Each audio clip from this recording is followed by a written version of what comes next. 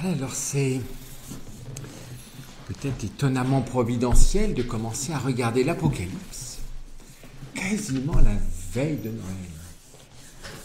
C'est demain la veille de Noël. Parce qu'il n'y a pas de lieu dans la Révélation qui parle plus de la venue du Christ. Et de ça, que cette venue n'est pas une vague promesse dont on se demande, si vraiment elle va se réaliser. Comme le disait Saint Pierre dans une de ses épîtres, qu'est-ce que pensent les gens ? Il tarde, est-ce qu'il va venir ? Et Saint Pierre donne cette explication que s'il paraît tarder, c'est pour nous. Pour que, si possible, le plus grand nombre puisse le recevoir. C'est-à-dire recevoir leur sauveur, c'est-à-dire être sauvés. Donc c'est pour nous qu'il paraît tarder. Parce que nous sommes lents à croire. Et c'est pour cela que cette venue du Christ, il faut apprendre à la recevoir d'une manière intérieure et pas d'une manière, on pourrait dire, purement chronologique, c'est-à-dire selon la durée matérielle du temps. Oui, on pourrait dire que ça fait pratiquement 2 millénaires que les anges à l'ascension ont dit « il reviendra comme il est parti ». 2 millénaires. Alors, il fait quoi ça ? Pourquoi ? Il y a un paradoxe, c'est que, vous vous rappelez, dans la première épître de Saint Jean, il est dit qu'il y a des antichrists présents, et à cela nous reconnaissons que nous sommes à la dernière heure, la 11e heure, la dernière heure. C'est étonnant, cette dernière heure qui semble durer tant de jours et tant d'années. C'est-à-dire que cette dernière heure, c'est l'heure la plus dense de l'histoire de l'humanité, parce que c'est l'heure durant laquelle, comme jamais, l'homme a reçu comme don de Dieu, Dieu lui-même fait homme. Et donc, sa vie, comme il est impossible qu'il soit plus vivant, puisque en Jésus, l'homme a été vivant de la vie de Dieu pleinement vécue. Donc, c'est impossible que l'homme soit plus vivant que dans le Christ. Et donc, c'est le départ, j'allais dire, des temps nouveaux, où l'homme est appelé à être vivant comme jamais, même pas Adam n'a été vivant avant la faute. Donc c'est le temps, non seulement nous recevons une vie, mais nous sommes appelés à donner à cette vie tout son déploiement.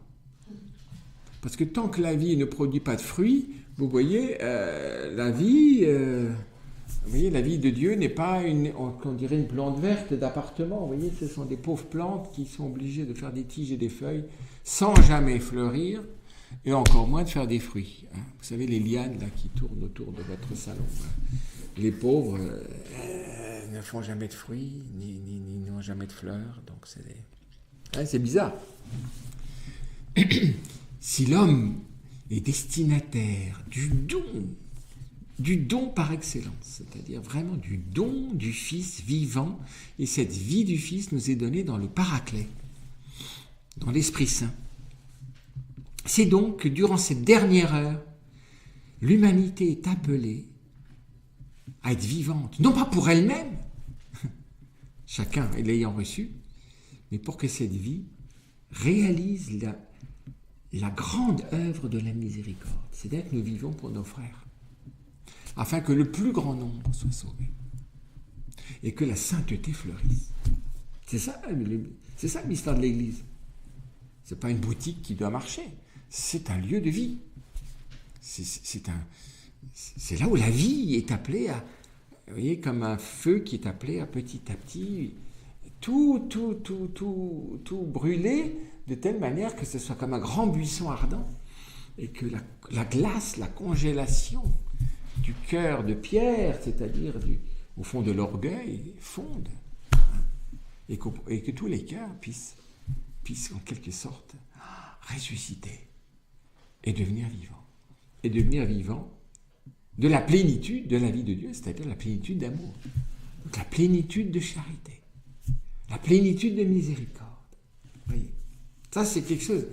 C'est pour ça qu'à la fois, si ça durait qu'une heure, ou quelques jours, ou quelques années, l'homme n'aurait pas pu pleinement recevoir cette vie, parce que pour la recevoir, tout se passe dans le temps et dans la transmission de ce don et dans la responsabilité mutuelle par rapport à ce don. Mais c'est la grande espérance, la bonne nouvelle de l'Église. Il vient bientôt. Et c'est dans l'Apocalypse. Ce livre que la plupart du temps on n'ouvre pas parce qu'il nous fait peur. Et alors on sort des films Apocalypse Now ou l'Apocalypse, et on dit c'était apocalyptique. Comme oui, c'est vrai qu'il y a des grands chamboulements dans l'Apocalypse, mais quand je dis c'est apocalyptique, on va dire c'est terrifiant, c'est terrible. Alors qu'Apocalypse veut dire révélation. Apocalypse, révélation de Jésus-Christ à son serviteur Jean. Révélation. Donc, c'est une lumière sur ce temps de l'Église et sur l'enjeu du mystère de l'Église qui se passe, bien entendu, à travers une lutte. Mais si je regarde que la lutte, le but, c'est pas de regarder que la lutte, parce que nous souvent, nous ne regardons que les choses négatives parce qu'elles nous font peur ou qu'elles ne nous arrangent pas, donc on regarde que ça. Alors qu'en fait, pourquoi y a-t-il cette lutte ? On va voir, parce que c'est l'amour qui s'est communiqué jusqu'au bout. L'amour ne se communiquerait pas jusqu'au bout à l'être humain, il n'y aurait pas de lutte. Si nous étions un petit piou-piou dans l'ordre de la création, un peu au-dessus des fourmis, bien au-dessous des anges, il n'y aurait aucun problème. Le problème vient que nous sommes porteurs d'une prédestination qui met l'être humain, et on le voit en Marie, au-dessus de toutes les autres créatures. Parce que nous sommes les plus prédestinés à être porteurs de l'amour. On pourrait dire transmetteurs de l'amour, responsables de la charité, responsables de la miséricorde. Donc responsables de la communication de cette vie. Vous voyez, c'est pour ça que le mystère de l'Église et le temps de l'Église est si important. Et pourtant, à la fois, c'est la dernière heure de l'humanité, et pourtant ça dure. Le grand piège, c'est de dire, comme ça dure, j'attends plus. Mais c'est terrible, c'est la pire injure que je puisse faire à Dieu, de penser que Dieu me dit des choses qu'il ne fait pas. Oui, nous, on le fait tout le temps, ça. Ils disent et ils ne font pas. Mais quand Dieu dit, il fait. Et il le fait avec sagesse. Donc, de telle manière que ce don qu'il nous fait à Noël, qui est explicite à Noël, il le fait en promesse, on pourrait dire dès Abraham, et avant, dès la suite, dès le péché originel. Il y a une promesse, ta descendance t'écrasera la tête, donc il y a une promesse déjà. Et puis de toute éternité, parce que la révolte de l'ange, bien sûr, elle regarde l'homme, Adam, mais surtout, elle regarde la femme, et on va voir combien la femme est présente dans l'Apocalypse. Et la femme par excellence, qui est la créature par excellence, celle qui est le réceptacle et qui porte à maturité le don de Dieu, c'est Marie, comme mère de Dieu et mère de l'humanité. Alors là, quelle créature a été unie à Dieu comme elle, mais tous les anges, si c'était possible, pourraient pâlir d'envie. Vous voyez ce que je veux dire ? Et Lucifer, il est effondré d'orgueil et de jalousie. Donc ça, alors là, la fureur est partie, est partie. Donc la révolte. On va voir au chapitre 12 d'Apocalypse la lumière sur cette lutte et sur cette révolte des anges. Pourquoi cette révolte ? Parce qu'il y a une prédilection d'amour. L'amour ne se serait pas donné, il n'y aurait pas une telle lutte dans notre monde. Et je pense que c'est très important, parce on attend sans le savoir qu'un jour le paradis s'établisse sur terre. Et que donc la lutte soit finie. Et qu'on ait la paix, et qu'on puisse un jour un peu jouir un petit peu des choses. Hein, comme dans l'évangile, cet homme qui a fait d'excellentes récoltes, qui dit maintenant j'ai vraiment tellement de choses. Bon, qu'est-ce que je vais faire ? Je vais démolir mes greniers, je vais en construire des nouveaux, et puis je vais jouir de la vie jusqu'à la fin de mes jours. Et qu'est-ce qu'on lui dit ? Tu es fou, tu es insensé. Cette nuit même, on te redemande ta vie. Alors là, quand on pense avoir du temps pour jouir sur terre, c'est cette nuit même que c'est fini. Quand on pense que Jésus va venir, les siècles se déroulent, et c'est pour ça qu'on peut dire un jour est comme 1000 ans et 1000 ans sont comme un jour pour Dieu. Hein, mais vous comprenez que ce n'est pas arbitraire, c'est parce que ce don est appelé à être vraiment vécu et donc de porter des fruits de génération en génération. Et Jésus l'a dit, vous ferez des œuvres plus grandes que moi. C'est dire aussi l'importance de cette révélation. C'est le seul livre où il est dit « Bienheureux ceux qui écoutent les paroles qui sont données dans ce livre, dans cette révélation. » Bienheureux. Or, on se bouche les yeux, on se dit « Oh là là, non. » On va se faire peur avec un film sur l'Apocalypse ou apocalyptique ou par des violences et des monstruosités, mais ça, on n'ouvre pas. Alors, il y a d'autres raisons aussi, c'est que c'est une vision qui s'exprime à travers des symboles. C'est une vision qui met en œuvre une vision symbolique. Alors tout est symbolique. Le genre littéraire, la manière d'expression de ce livre, c'est symbolique. Comme un autre livre, par exemple dans l'Ancien Testament, qui est entièrement symbolique, qui s'exprime totalement sous un langage symbolique, par exemple, c'est le Cantique des Cantiques. Alors bien sûr, les prophètes, Daniel, Ézéchiel, impliquent aussi un langage symbolique, mais le livre entier, par exemple du Cantique des Cantiques, est symbolique. C'est un chant d'amour. C'est le chant au plus grand amour, c'est le Cantique des Cantiques. Tout cantique qui chante l'amour. Mais le Cantique des Cantiques, c'est le cantique par excellence qui chante l'amour, ou qui chante l'amour par excellence. Donc, c'est le cantique d'amour qui chante l'amour de Dieu. Hein? Donc, là aussi, ce Cantique des Cantiques, c'est bien rare qu'on le lise et qu'on le comprenne à son vrai niveau, mais parce que l'amour s'exprime toujours sous forme d'images, de symboles. C'est comme quand je dis à mon enfant, petit chat. Si vraiment votre petit enfant, vous aviez mis au monde un chat, vous seriez terrorisé. Mais aujourd'hui, on voit la naissance de Jean-Baptiste. Qu'est-ce qu'elle a mis au monde ? C'est un chat qu'elle a mis au monde. Ce serait horrible. Et pourtant, vous appelez votre enfant mon petit chat.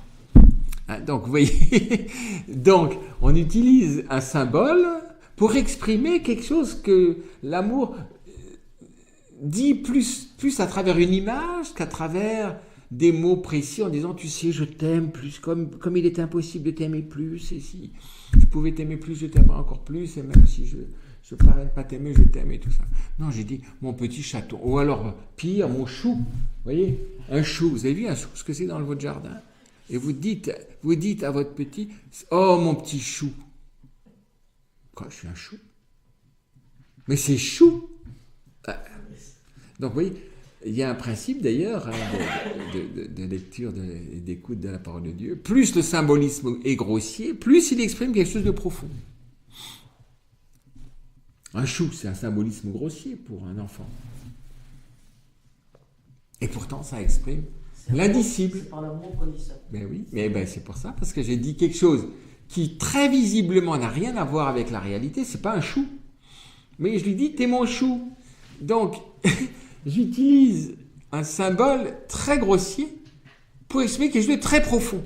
Et les pères de l'Église disaient, plus le symbole est grossier, plus il exprime quelque chose d'indicible, quelque chose que les mots ne peuvent pas exprimer. Donc j'ai dit, mon petit chat, mon petit lapin, mon petit, je sais pas qu'est-ce qu'il y a encore, voilà. Tout ça pour exprimer des choses très gentilles.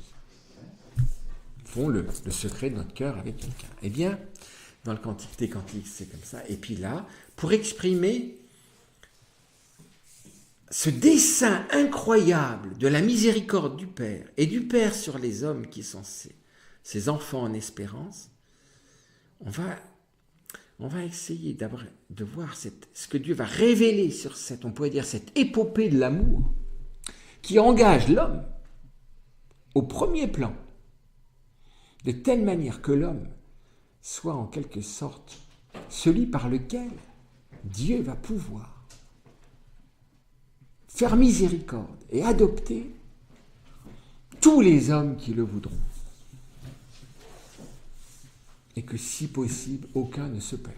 Ça, c'est le désir de Dieu, mais ça, il y a la liberté humaine. Et donc, on ne peut pas dire, pour sûr, tous les hommes sont sauvés. Non, ils sont sauvés en espérance, mais Dieu n'annule pas la liberté de quelqu'un.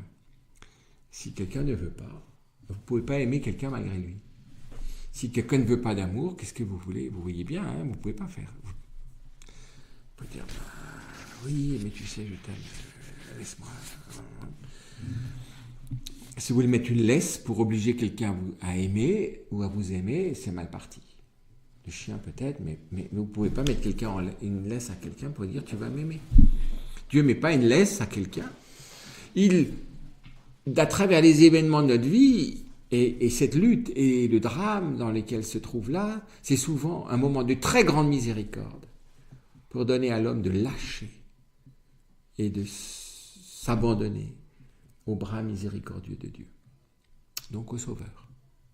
Sinon, l'homme irait loin du Sauveur.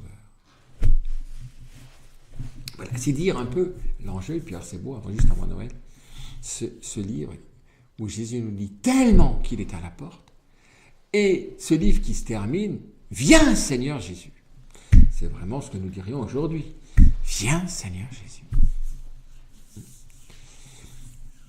Et depuis le Concile Vatican II, dans la réforme liturgique, les références à la venue du Christ et à son retour sont beaucoup plus explicites que dans la forme antérieure de la liturgie.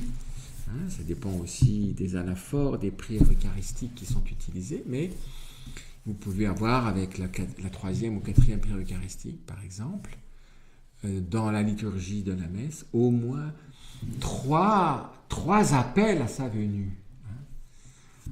À la fois dans le répond après la consécration, viens Seigneur Jésus, nous l'avons vu quand on regardait la messe, dans la prière eucharistique, et puis après Notre Père. Nous attendons de la venue de Jésus-Christ, notre Sauveur. Nous attendons la venue de Jésus-Christ, notre Sauveur. Donc, l'Église, normalement, dans sa liturgie, exprime qu'elle est particulièrement mobilisée par la venue du Christ, à travers laquelle va se réaliser l'achèvement du temps de l'humanité sur cette terre. Le temps du pèlerinage de l'humanité sur cette terre. On arrive au port. Comme quand Jésus traversait le lac et avant même qu'il soit venu dans la barque touchait terre, là où il se rendait, malgré la tempête, les vents et tout ce qui s'était passé durant la nuit. La barque arrivait là où elle voulait y aller. Donc c'est dire que ce livre, c'est le grand livre de l'espérance. C'est une bonne nouvelle. Et c'est très important que malgré les luttes, et d'abord, j'ai dit malgré les luttes parce que nous n'aimons pas les luttes, mais quand on a l'intelligence des luttes, on n'attend pas que la lutte soit finie. Les luttes sont là pour mener des batailles de la grande victoire de l'amour qui a été consommée à la croix. La croix, c'est la grande victoire de l'amour dans la résurrection de Jésus. Et donc, c'est cette victoire de l'amour, on va voir, qui va porter toute la lutte de l'Église. Ou, on pourrait dire, selon les données numériques, quantitatives, eh bien, le rapport de force est totalement déséquilibré. Normalement, l'Église ne devrait pas être vainqueur. Selon les forces, les moyens, les sous, les pouvoirs humains, les moyens militaires et tout ça, elle n'a rien du tout. C'était, je ne sais pas qui disait, Staline peut-être qui disait regarde les divisions du pape, il n'en a aucune. Il fut un temps où les papes avaient des armées, mais là, rien. Il n'a aucune division. Aucune. Et pourtant, il est porteur de cette invincible espérance en la victoire de l'amour. C'est une victoire de l'amour. On va voir ça. Et vous voyez, même si on mange de plus en plus d'autruches, c'est quand même dommage de ressembler à des autruches. Parce que l'autruche, elle ne veut pas voir et elle se dit que si je ne vois pas, il n'y a rien. Eh ben, elle met la tête dans le sable, mais c'est pas parce qu'elle met la tête dans le sable que les choses n'existent pas. C'est pas parce que moi je mets la tête dans le sable que les choses n'existent pas. Et que l'Église et le chrétien n'a pas à mettre la tête dans le sable. Au contraire, je dois être mobilisé, mais par le dessein d'amour du Père, à travers le don que Jésus nous fait, et de l'Esprit Saint, de telle manière que nos frères puissent un jour dire « Père, Papa, alors Dieu, à Dieu ». Or aujourd'hui, en Occident, on voit qu'on est engagé dans un athéisme pratique, où beaucoup d'hommes actuellement, en tout cas, je ne parle pas de ceux qui viennent d'ailleurs, mais de ceux qui sont du cru, en quelque sorte, ou n'osent pas, ou non plus, d'ancrage vis-à-vis de Dieu. En tout cas, peut-être dans leur cœur caché, Dieu seul connaît le cœur et ce qui se passe exactement au fond des cœurs, et quand et au moment certainement des grandes souffrances ou des grandes douleurs ou de la mort, mais officiellement, le bateau avance sans référence à Dieu.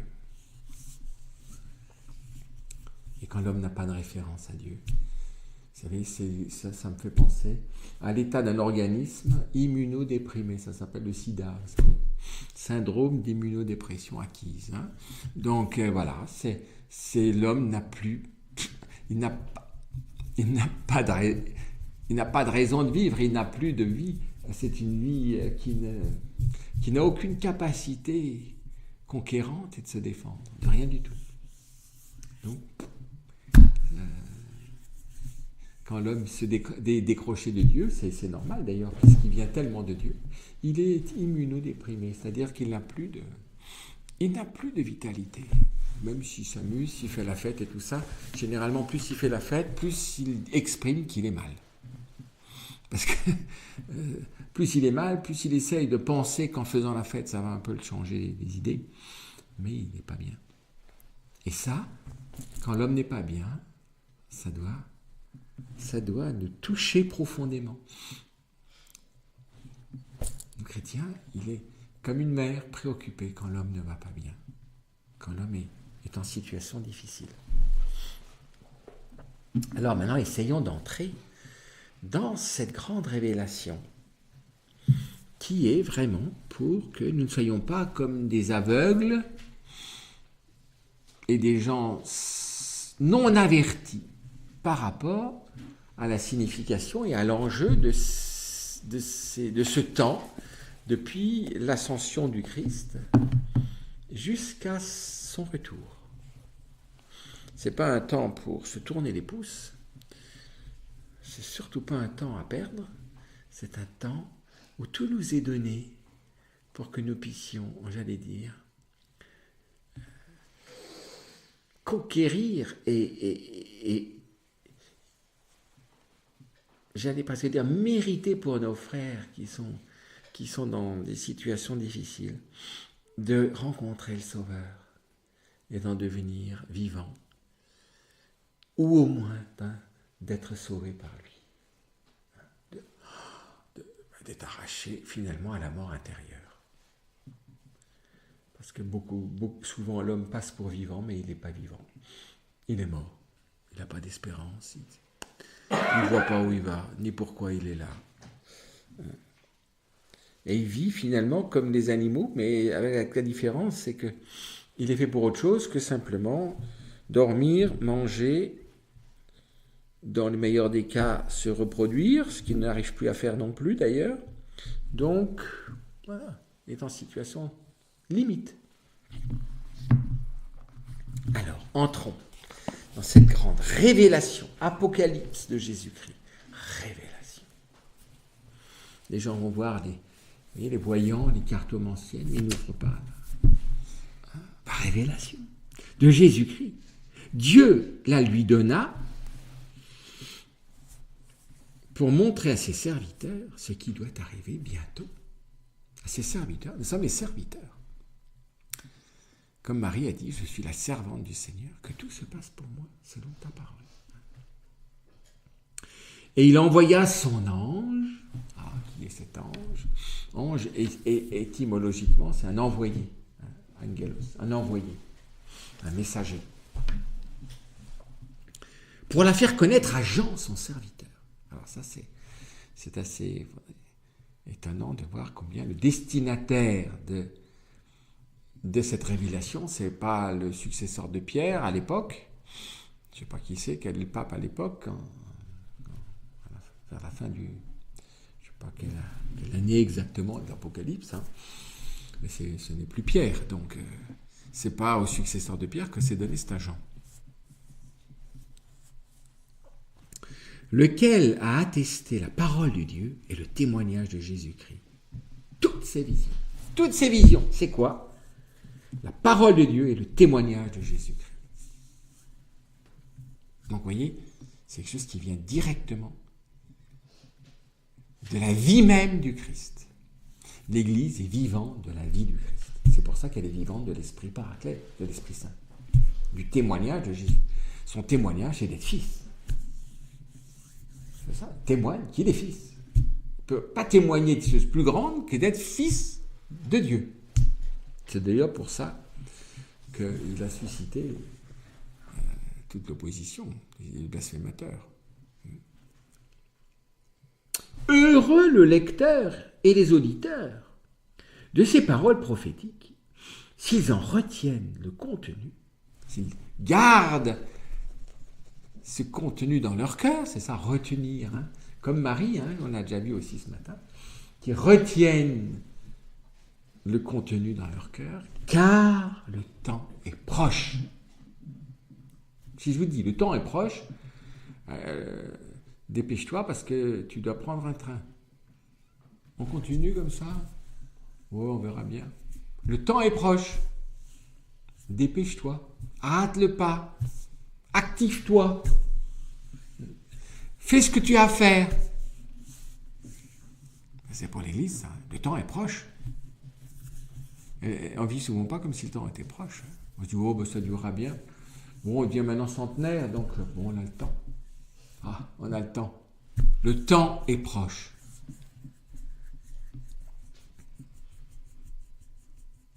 Donc vous voyez, il va montrer ce qui doit arriver bientôt. Il faudrait bien comprendre ce qu'il nous montre. Si c'est la description historique de ce qui doit arriver bientôt, donc on se dit, voilà, on en est là, puis on en est là, puis on en est là. Ou bien c'est autre chose. C'est une vision transhistorique de ce qui doit arriver, c'est-à-dire de ce par quoi va advenir et s'accomplir le dessein de miséricorde de Dieu sur les hommes, et dans lequel est mobilisée comme une épouse l'Église. L'épouse est par excellence celle qui est mobilisée par l'amour de l'époux. Toute sa personne est mobilisée par l'amour reçu de son époux. C'est ça en fait une maternité. Elle est tout entière mobilisée par le don d'amour de son époux.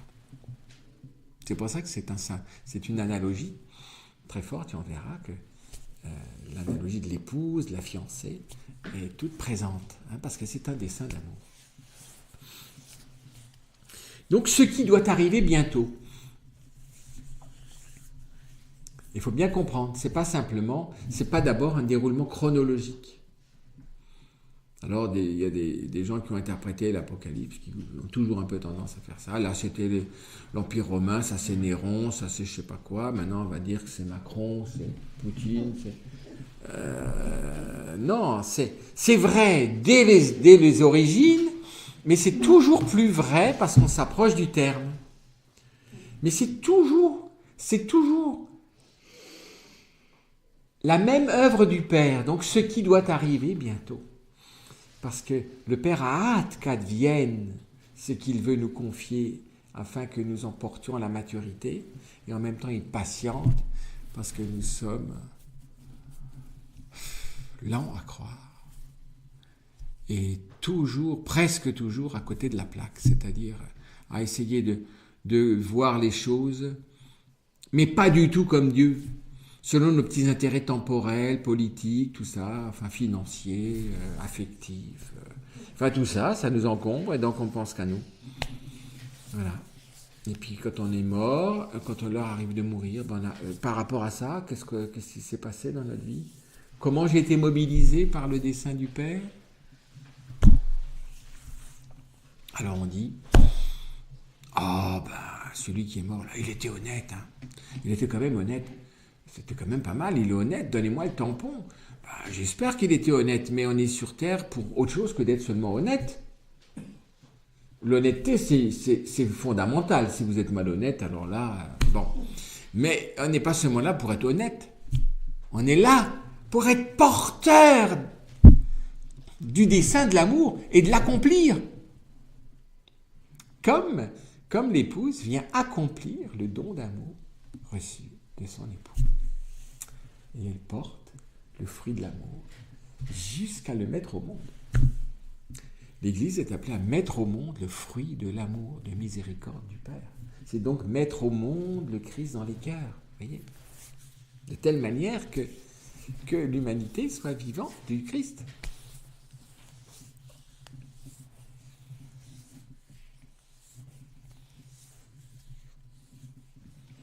Ça veut aussi dire que nous sommes des serviteurs, certes inutiles, mais voulus par Dieu. C'est gratuit. Donc les serviteurs sont appelés à œuvrer. S'il dit, montrer à ses serviteurs, alors c'est pas seulement parce qu'ils sont appelés serviteurs de Dieu, mais parce qu'ils servent. Alors, dans la traduction qui certainement va changer, parce que c'est pas vraiment la traduction latine, mais dans la deuxième anaphore, dans la deuxième prière eucharistique, celle que je prie ce matin, tu nous as choisis pour servir en ta présence. C'est l'amour qui nous mobilise, servir en ta présence. C'est pour ça qu'on est appelé serviteur. Et c'est pas parce que Dieu pourrait pas faire tout seul les choses, non, mais parce que l'amour veut nous associer. Et donc, on ne connaîtra l'amour que quand on vit ce que l'amour porte en lui et réalise en tant qu'il ressuscite les hommes et les rend vivants et leur donne aussi de porter du fruit. C'est en fait ça, cette mission. Quelle est cette mission qu'a l'Église? Elle n'est pas là pour se tourner les pouces, ni exister comme une institution simplement. Alors c'est beau parce qu'il envoie un ange, un envoyé pour la faire connaître à Jean. Alors j'aime bien me poser la question, mais quel est cet ange? Pour le faire connaître à Jean. Et pourquoi à Jean?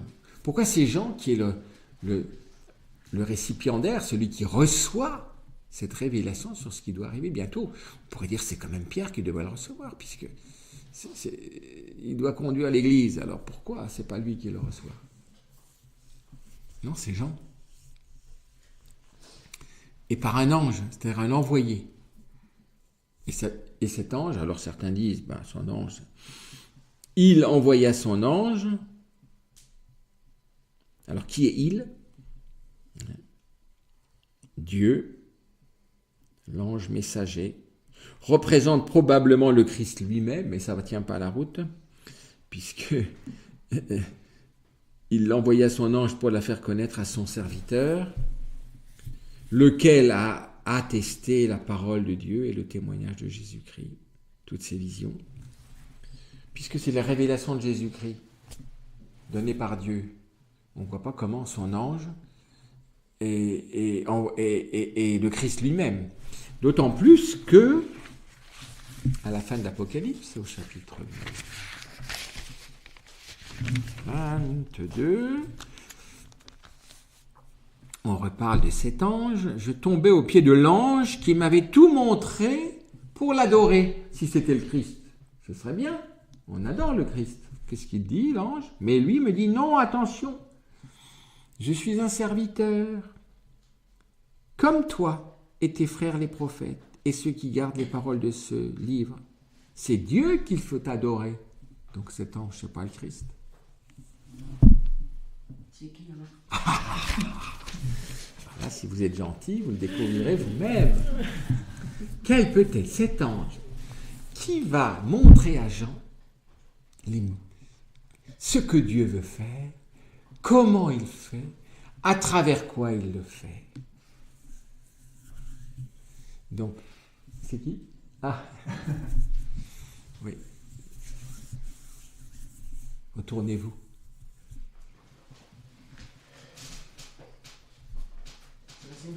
Ben, qui a fait l'expérience sans jamais résister, ni jamais objecter quoi que ce soit, de la manière et de ce que fait Dieu, et qui était totalement servante? Qui peut montrer ce qui va se passer, sinon celle qui est entrée pleinement dans la sagesse du dessein de Dieu? Est-ce qu'elle voyait l'ange quand il est venu lui dire qu'elle allait entendre Jésus? Est-ce qu'elle l'a vu ou elle a entendu rien? Ben, je pense qu'elle l'a vu. Ah. Pourquoi vous ne pensez pas qu'elle le voyait? Parce que c'est ce qu'on m'a dit. Ah, oh là là. Vous savez, on dit beaucoup de choses. Mais on va simplement revenir. Vous savez, ce n'était pas qu'une vision intérieure. Il peut y avoir des visions intérieures. Parce que visiblement, l'ange est un petit coquin.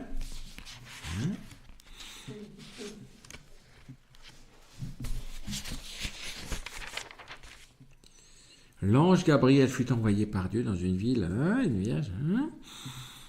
Il entra et lui dit. Donc, visiblement. À la loi de ses yeux. Ah, je pense que elle ne dit pas seulement, et il l'entendit. Il entra. On voit Marie parler avec l'ange Gabriel comme on parle avec une personne extérieure. Vous voyez, on peut avoir dans les visions des personnes, il y a plusieurs types de visions. On peut avoir une vision comme on voit quelqu'un à l'extérieur, comme par exemple, je ne sais pas, si je regarde bien, par exemple comme Bernadette a vu Marie dans la grotte. Mais je peux aussi avoir une vision intérieure. Par exemple, comme Saint Hildegarde.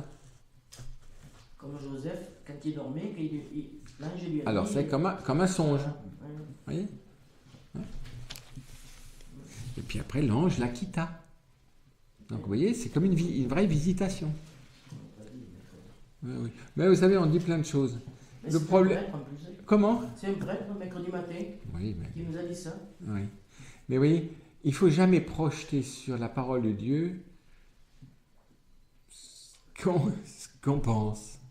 Il faut toujours écouter. Parce que l'ange la quitta, c'est quand même... Vous voyez, c'est vraiment une visitation. Hein, c'est une... Et d'ailleurs, Marie va faire avec Élisabeth quelque chose d'analogue. Ce sera après la visitation. Elle a été visitée, vraiment. Et Marie va visiter. Marie va toujours donner ce qui lui est arrivé. Elle ne garde rien pour elle. Elle est visitée. Elle visite. Elle est visitée pour une donation. Après, elle va visiter et elle donne. Vous voyez? Tandis que là, ce sont des visions. Des visions. Donc, je ne peux pas dire que Jean est comme... on pourrait dire c'est un peu, c'est horrible ce que je vais dire, mais il est un peu comme au cinéma. Il va avoir des visions. Mais c'est pas comme s'il y était, vous voyez, au sens, si comme vous ai montré quelque chose, quand vous assistez à un film, c'est comme si vous avez l'impression que vous vivez ce que vous voyez, mais en fait, vous savez très bien que ça vous est montré. Par contre, il y a bien quelqu'un qui est là pour lui montrer tout ça. Et je dirais, cet ange, il envoya son ange pour la faire connaître. Là, il y a une vraie présence, à mon avis. Et puisqu'il veut même l'adorer. Si c'était une vision intérieure, il n'adorerait pas intérieurement la vision. C'est qu'il y a quelqu'un qui l'accompagne tout au long de cette grande révélation, cette grande fresque extraordinaire de ce qui va se passer. Donc, on pourrait dire que c'est presque comme une annonciation de l'envoyé de l'ange, donc à mon avis de Marie à Jean, sur ce qu'il va donner comme lumière prophétique. C'est le grand prophète au grand sens, du temps de l'Église, de la mission de l'Église, de l'enjeu de l'Église, et surtout pour que dans des luttes, des luttes absolument inégales, jamais elle ne désespère. Qu'elle soit ferme comme si elle voyait l'invisible, comme l'a été déjà Abraham, comme l'a été Moïse et tous ceux, comme s'il voyait l'invisible, il tenait ferme.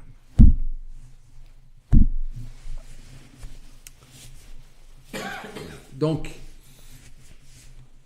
si Marie est donnée comme mère à Jean, si Jean a été initié à l'intériorité la plus grande du Christ, c'est pour ça qu'il nous donne l'ultime évangile, qui n'est pas séparé des autres, mais qui est comme un aboutissement, une ultime lumière sur le mystère du Christ. Ce n'est pas étonnant que ce soit elle qui accompagne Jean dans ce qu'elle va voir, et qui ne pouvait pas imaginer que l'Église serait engagée à ce point dans le don de Dieu, et que la lutte irait si loin. On pourrait dire que c'est la lutte de la croix qui continue, mais qui va porter tout son fruit à travers l'Église. Pour ça, Jésus dit, vous ferez des œuvres plus grandes que moi. Mais c'est fondé sur les œuvres du Christ, vous voyez. Ça va, hein? Donc ce petit prologue. Et il y a une béatitude, hein, n'oublions jamais cette béatitude. Heureux le lecteur et les auditeurs de ces paroles prophétiques. S'ils en retiennent le contenu, s'ils en gardent le contenu, si cette révélation demeure comme la boussole, on pourrait dire, ou l'étoile polaire de notre traversée de la nuit, vous voyez ? C'est l'étoile polaire, c'est la boussole. Pour le cheminement de l'Église, on pourrait dire la traversée du lac, et vous avez dans les évangiles, sans doute qu'il faisait très beau, très souvent sur le lac de Tibériade, mais il est curieux qu'ils ont essuyé plusieurs tempêtes et que plusieurs fois Jésus les a envoyés traverser le lac alors qu'il était très clair qu'il y aurait une tempête. D'ailleurs, il ne voulait pas y aller. Il les força à monter en barque parce que je pense qu'on voyait déjà l'orage arriver, le mauvais temps arriver, et c'était quand même des hommes un peu expérimentés de ce lac qui est, quand il est de mauvaise humeur, comme le lac Léman, et il est mauvais. Les tempêtes de lac. Il les obligea. Vous allez traverser alors qu'on voit qu'il y aura une tempête. Eh bien, la traversée de l'Église, c'est une traversée tempétueuse. Nous sommes avertis. Un homme averti en vaut 2. Alors, laissons-nous avertir. Mais pas de telle manière qu'on soit tout figé, tremblant, terrorisé. Non, averti. C'est-à-dire qu'il prend la mesure de ce qui va se passer et il veut être pleinement présent à ce qui va se vivre. Parce que Dieu nous remet tout. Alors, Jean va s'adresser à qui? Puisque ça regarde l'Église, ce qui se passe après la résurrection de Jésus, ceux qui ont la foi, ça s'appelle l'Église. Mais à qui va-t-il s'adresser? Il ne va pas s'adresser à l'Église de Rome, puisqu'elle ne lui est pas confiée. Même si vraisemblablement, il a attesté la parole de Dieu et le témoignage de Jésus-Christ à travers son martyre à Rome et à travers aussi son exil à Patmos. Pourquoi est-il à Patmos? À cause de la persécution. Alors selon les versions, nos frères orientaux et grecs ne veulent pas que Jean soit allé à Rome, c'est de bonne guerre, puisque Rome c'est l'ennemi, vous voyez, dans la tête des êtres humains, c'est toujours comme ça. Et pour la tradition latine, Jean aurait été amené à Rome auprès de l'empereur, déporté à Rome. Et c'est là qu'il y aurait eu ce miracle où Jean était condamné à être jeté dans de l'huile bouillante et donc à connaître le martyre dans une huile bouillante. Et il s'est passé la chose extraordinaire, c'est qu'il en est non seulement ressorti vivant, mais on pourrait dire frais comme un gardon, ou comme une bonne frite à manger. Et donc, devant ce prodige, ce miracle, non seulement il n'est pas mort, mais il est bien vivant, le vieux Jean, dont tous les chrétiens entendaient parler, le disciple bien-aimé, celui que tout le monde aurait voulu voir, alors que tous les apôtres sont déjà morts. C'est le seul des 12 qui est encore vivant. Et donc, il est exilé, puisqu'il n'est pas mort, il subit la peine de l'exil à Patmos. Donc, en arrivant à Patmos, il arrive pour son témoignage de la parole de Dieu et le témoignage de Jésus. C'est pas Jean, c'est Jean, on pourrait dire, au cœur du témoignage, c'est-à-dire il subit la persécution pour sa foi et son attachement au Christ. C'est celui-là qui reçoit cette grande révélation d'espérance sur ce qui doit arriver bientôt. Donc on pourrait dire, c'est un témoin crédible. Il vient de vivre une terrible persécution, et il la vit en ce moment, et il reçoit la lumière sur, au fond, profondément le pourquoi de cette lutte à mort qui implique toujours la persécution. C'est pour ça qu'il ne faut jamais s'étonner que le chrétien soit persécuté. Il ne faut jamais s'étonner que nous soyons persécutés. On peut, pour l'homme qui persécute, lui dire « Mais pourquoi me persécutes-tu ? C'est pas bon pour toi de me persécuter. Mais je ne dois pas me plaindre d'être persécuté parce que ça fait partie du témoignage. » Vous comprenez ça? C'est pour l'homme qui persécute que je dois dire « Arrête de persécuter. Ce que tu fais est horrible. Tu es manipulé, tu es instrumentalisé pour faire une chose horrible. » Mais je ne dois pas m'étonner en dire « Mais c'est injuste qu'on nous persécute plus que les autres. » Mais c'est inhérent au christianisme que nous soyons. Les autres sont persécutés pour des petits motifs, des motifs, je ne sais pas, ethniques, des motifs, je ne sais pas, économiques, des motifs culturels, des motifs, je ne sais pas quoi. Mais la raison pour laquelle le chrétien est persécuté, ce n'est pas pour des motifs de cet ordre-là directement. C'est parce qu'il croit. C'est à cause du Christ. Vous voyez? Et c'est pour ça que c'est en même temps un honneur. Il ne faut pas s'étonner. Voilà. Mais je dois désirer pour l'homme qui persécute qu'il ne persécute plus, parce qu'en persécutant, il fait une œuvre qui va contre lui-même. En tant qu'un homme persécute un chrétien, il commet quelque chose qui va contre lui-même, contre son bien. Vous voyez? C'est pour ça que je lui dis arrête de persécuter. C'est pas pour moi que je lui dis d'arrêter de persécuter. Quand l'humanité persécute les chrétiens, elle se fait mal à elle-même. C'est pour ça que l'Église dit mais arrêtez de nous persécuter. Pas parce que je ne veux pas être persécuté. Vous comprenez ça? C'est un peu subtil. Donc Jean parle aux églises dont il est, on pourrait dire, le patriarche.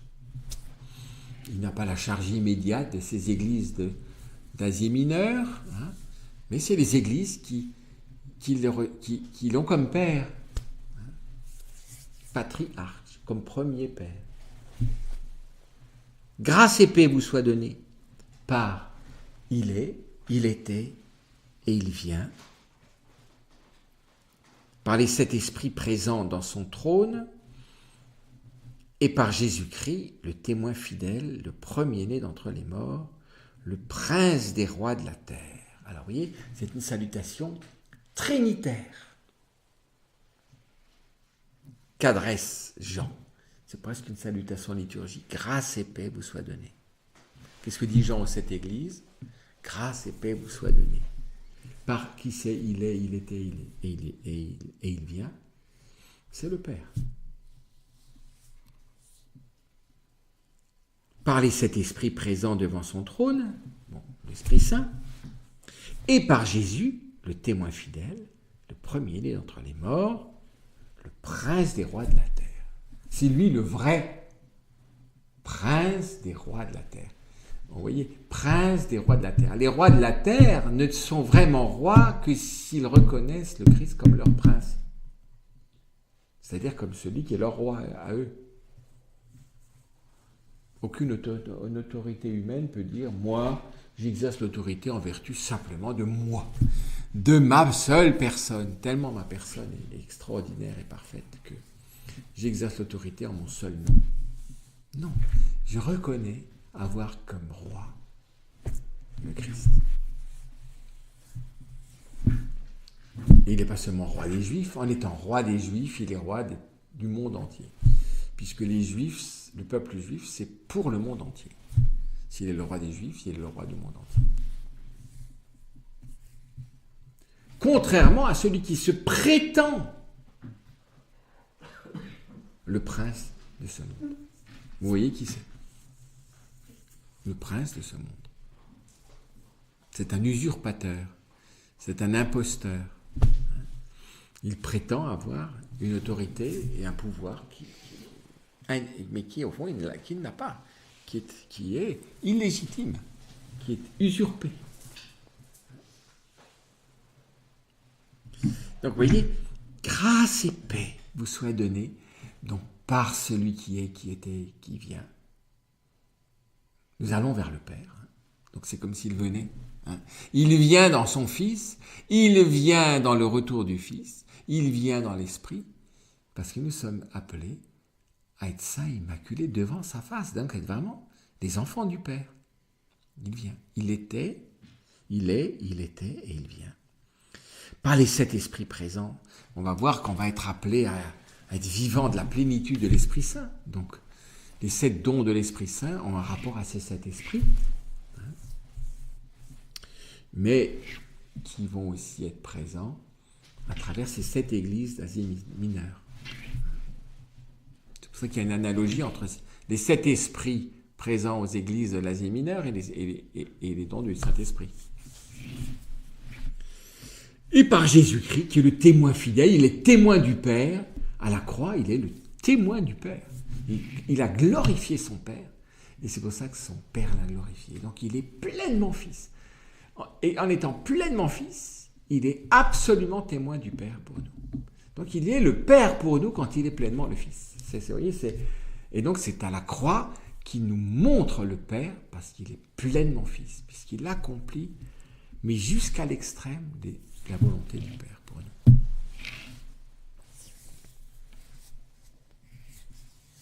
Premier-né d'entre les morts, donc, vous voyez, tout est fondé sur le mystère de la victoire de l'amour qui est la résurrection. Premier-né d'entre les morts. Donc pour nous, c'est vraiment, il n'y a pas d'inquiétude à avoir sur l'issue finale. Premier-né d'entre les morts. Et nous sommes tous appelés à naître d'entre les morts, dans ce premier-né d'entre les morts. Si personne n'était né d'entre les morts, ben on ne pourrait pas espérer. Ce serait des romans que je me fabrique. Vous savez, je m'invente une histoire pour ne pas avoir peur, pour me donner des forces. ou quand je sais pas, je suis candidat à une élection, je m'imagine que je vais être élu. Vous imaginez d'être élu, ça ne veut pas dire que vous serez élu. Tandis que quand je dis Jésus est premier-né entre les morts, ma foi me dit, il est le premier-né d'une multitude. Donc dans cette naissance parmi les morts, j'ai la certitude de la victoire qui nous est donnée. C'est pas conjecturel, voyez. C'est le seul moment où je suis sûr de l'issue. C'est pas la roulette russe, ni du casino. Peut-être, sait-on jamais. Non, puisque je suis salué par le Père, les sept esprits, et le témoin fidèle qui est Jésus-Christ. Premier-né d'entre les morts, et donc prince de tous les rois de la terre. Donc ça veut bien dire que la terre foncièrement est sous la royauté du premier-né d'entre les morts. Donc, je suis sûr de la victoire finale. Et c'est comme ça qu'il faut tout regarder. Vraiment dans la certitude de la victoire finale. Mais pas comme une simple connaissance. Je sais bien que tout finira bien. On peut dire dans cette certitude vitale. Ouais, c'est différent de savoir qu'à la fin ça se terminera bien. C'est pas seulement de l'ordre de la connaissance. C'est déjà présent. En acte, puisqu'il est déjà ressuscité. Dans la résurrection du Christ, je suis déjà ressuscité, en espérance.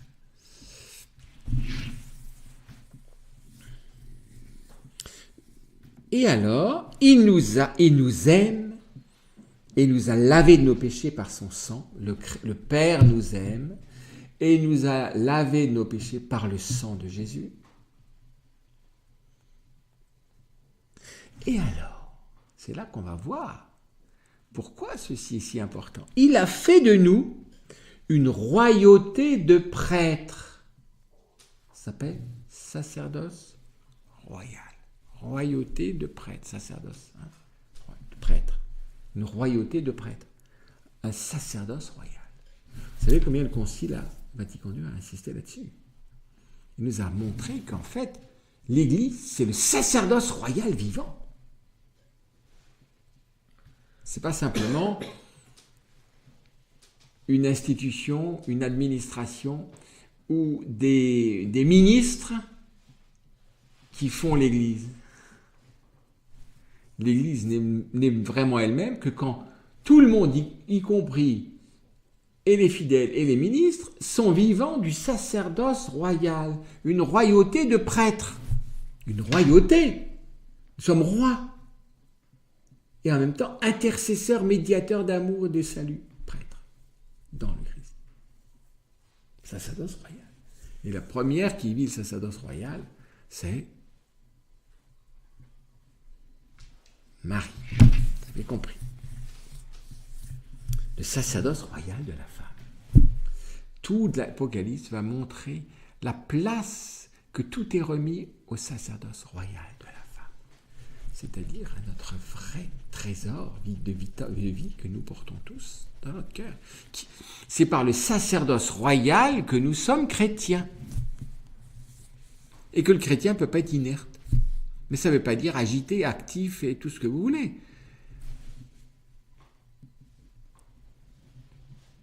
Une royauté de prêtres. Un vrai prêtre, il est médiateur, donc il est vivant d'amour et de compassion. Il est médiateur. S'il n'y a pas de compassion, dans le fond, il ne sera jamais médiateur. Pour être médiateur, il faut que je compatisse avec celui pour lequel je suis médiateur. Le chrétien est médiateur pour tout homme devant Dieu, dans le Christ. Et le prêtre ministériel est médiateur pour vous face au Christ, du côté sacramentel. Il est médiateur. Pour que vous soyez médiateur. Et que nous soyons tous médiateurs.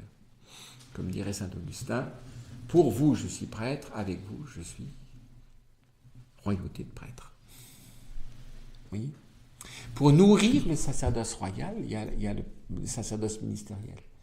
Pour nourrir, pour fortifier, pour éclairer, pour vivifier, mais Tout se joue dans le sacerdoce royal.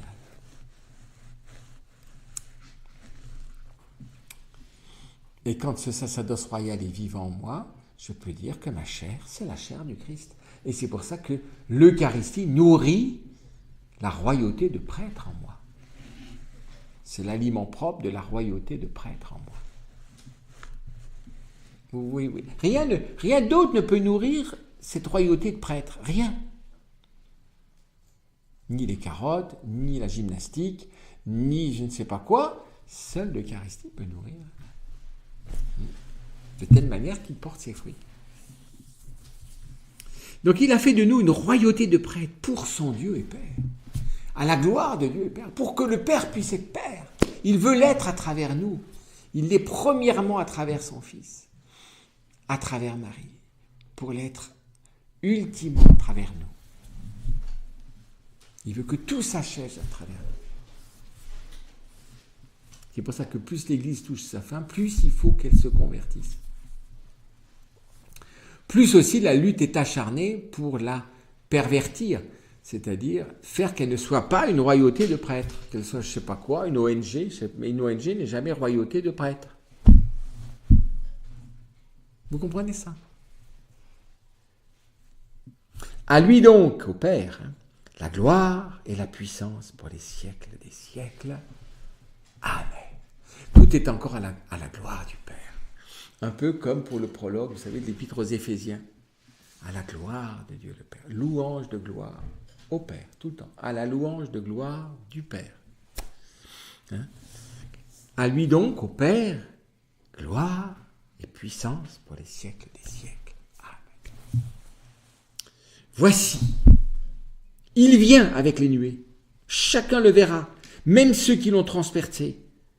Et sur lui se lamenteront toutes les races de la terre. Oui, Amen. Je suis l'alpha et l'oméga, dit le Seigneur Dieu. Il est, il était, il vient, le maître de tout. Tout le monde est concerné par la venue du Seigneur sur les nuées, y compris ceux qui l'ont transpercé. Que je sois d'accord, pas d'accord, que je crois qu'il n'existe pas, que ça me plaise, que ça me plaise pas, que je trouve que ceci et cela, rien n'y fait. Tout le monde, il vient avec les nuées. Chacun le verra, même ceux qui l'ont transpercé. C'est-à-dire ceux qui actuellement vont contre son dessein. Qu'est-ce que c'est que transpercer son cœur? C'est pas lui enfoncer d'abord une lance, c'est agir contre le dessein même de l'amour. C'est ça, transpercer son cœur. Quand on dit « tu m'as transpercé le cœur », tu as commis un acte qui va directement contre mon amour pour toi. C'est ça, avoir le cœur transpercé par quelqu'un.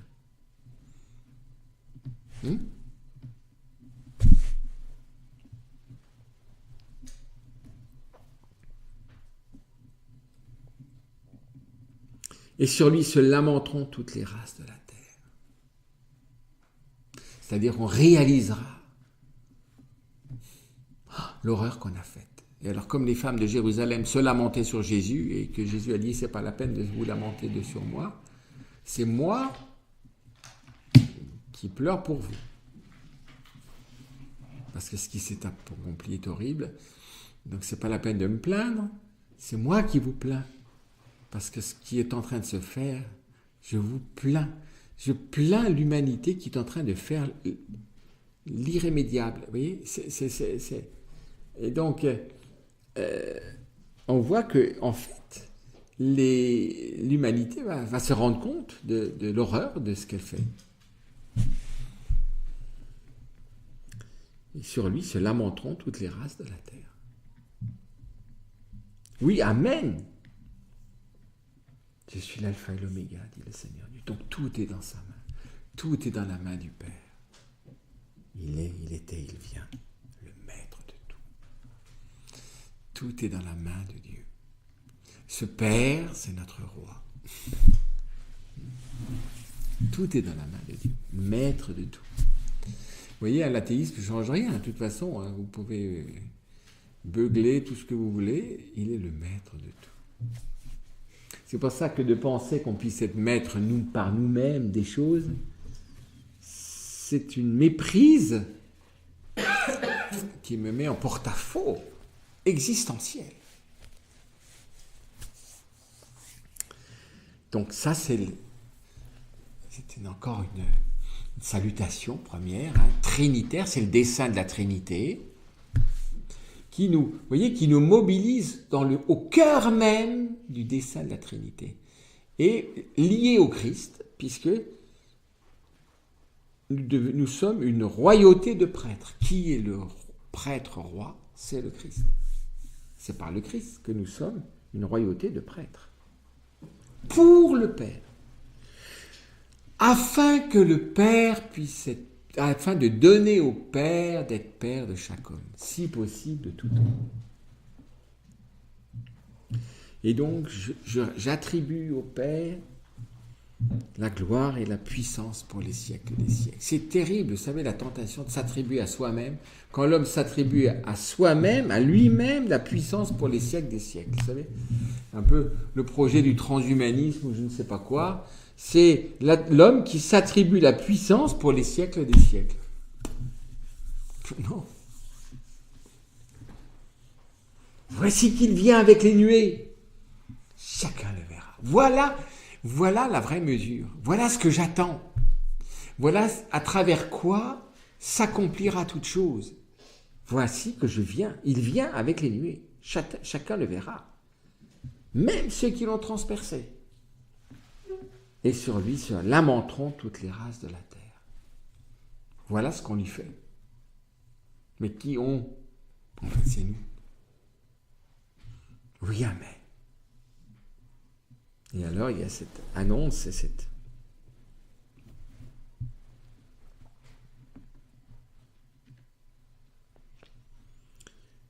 Tout est dans la main du principe de toute chose, le Père.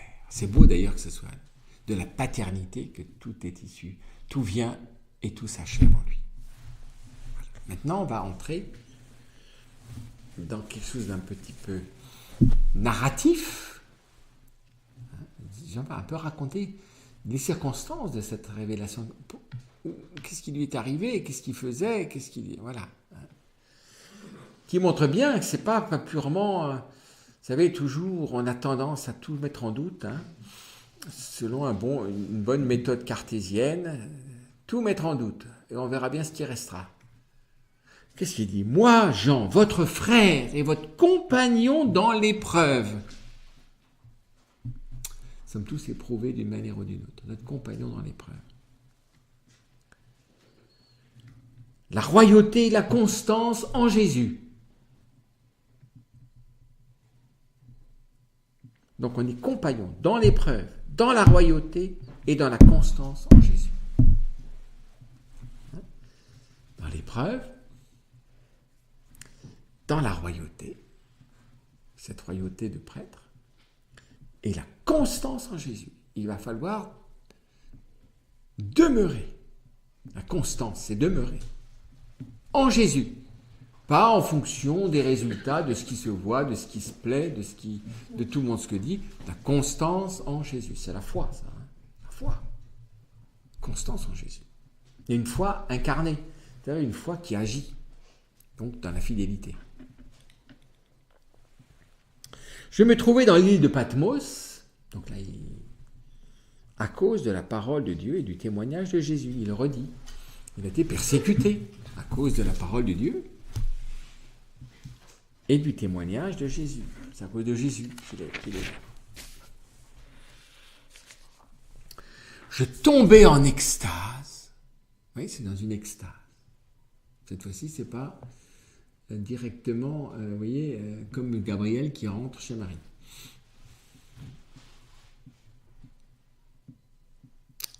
Je tombais en extase le jour du Seigneur. C'est pas n'importe quel jour, c'est le jour de la résurrection. C'est le jour de l'accomplissement de la victoire, le jour du Seigneur. Comme Pâques. Le jour du Seigneur. C'est très important de redécouvrir le jour du Seigneur. Il faut d'autant plus vivre le jour du Seigneur que là, il y a une grande tentation que ce jour du Seigneur soit gommé, qu'il devienne un jour de la consommation, un jour du commerce, un jour on peut acheter, un jour on peut se détendre, un jour... Oui, il y a peut-être de la détente et tout ça, mais le jour du Seigneur. Si c'est le jour du Seigneur, ça devrait être notre vrai jour. Il devrait être vraiment pleinement libéré de toute obligation que celle de pouvoir être au Seigneur. Celui qui va être notre paradis. Celui qui est cause de notre joie, le jour du Seigneur. Pouvoir passer toute cette journée avec le Seigneur, pour le Seigneur, dans le Seigneur. Donc ce serait normalement un jour de joie. Le jour du vrai repos. Parce que c'est lui notre repos. C'est pas dormir qui repose. C'est le bien-aimé qui nous repose. Et alors c'est étonnant. Et j'entendis derrière moi une voix clamer comme une trompette. Impossible de ne pas l'entendre. La trompette est toujours un signe, vous savez, le signe de la victoire, le signe de la royauté. Hein. Normalement, quand les rois arrivent, on sonne des trompettes. On ne sonne pas des hautbois. Ça va pour le petit enfant Jésus, les bergers, les hautbois, les musettes et tout ça, mais ce n'est pas des trompettes. Trompette, c'est royal. Annonce la victoire, ça annonce aussi la guerre, la bataille, à vaincre. On part à la bataille sous le son des trompettes parce qu'on veut être vainqueur. La trompette porte un ordre à la victoire, à une victoire royale. Il faut entendre ça. Quand j'entends une trompette, c'est pas comme que j'entends une flûte. Ça ne veut pas dire la même chose. Vous voyez ça, on ne peut pas partir à la guerre au son des flûtes. Mais oui, et on peut pas célébrer la victoire au son des flûtes seulement. Au son des trompettes. Cette voix est comme une trompette. C'est dire aussi qu'elle est c'est pour ça que la trompette va aussi être le symbole de l'Esprit Saint. Parce qu'il nous donne toute la plénitude de vie du Christ. Et donc sa victoire. Ce que tu vois, écris-le dans un livre. Pour l'envoyer aux 7 églises. Donc tu ne garderas pas ça pour toi, tu l'as, mais pour les 7 églises. Et par ces 7 églises, pour l'église tout entière. À Éphèse, Smyrne, Pergame, Thyatire, Sardes, Philadelphie, Laodicée. C'est des églises réelles. C'est concrètement les églises d'Asie mineure. Vous pouvez encore aller. La plupart sont en ruine. C'est impressionnant d'ailleurs, mais vous pouvez, ça existe. Ça a changé de nom. C'est un nom turc maintenant, mais en fait, vous pouvez trouver. Où la ville s'est un peu déplacée, mais de la ville première. Donc Éphèse, Smyrne, Pergame, Thyatire, Sardes, Philadelphie, Laodicée. Je me retournais pour regarder la voix. C'est assez curieux. Vous voyez. Donc il est en extase. Dans cette extase, il va vivre quelque chose. Et il se retourne parce qu'il pour regarder une voix. Parce que c'est quelqu'un qui parle. Hein. Je regarde la voix, ça veut dire que c'est par l'ouïe. C'est l'ouïe et c'est toujours foncièrement par la foi, hein, l'ouïe. C'est par la foi que je me retourne pour voir la voix, c'est-à-dire qui parle.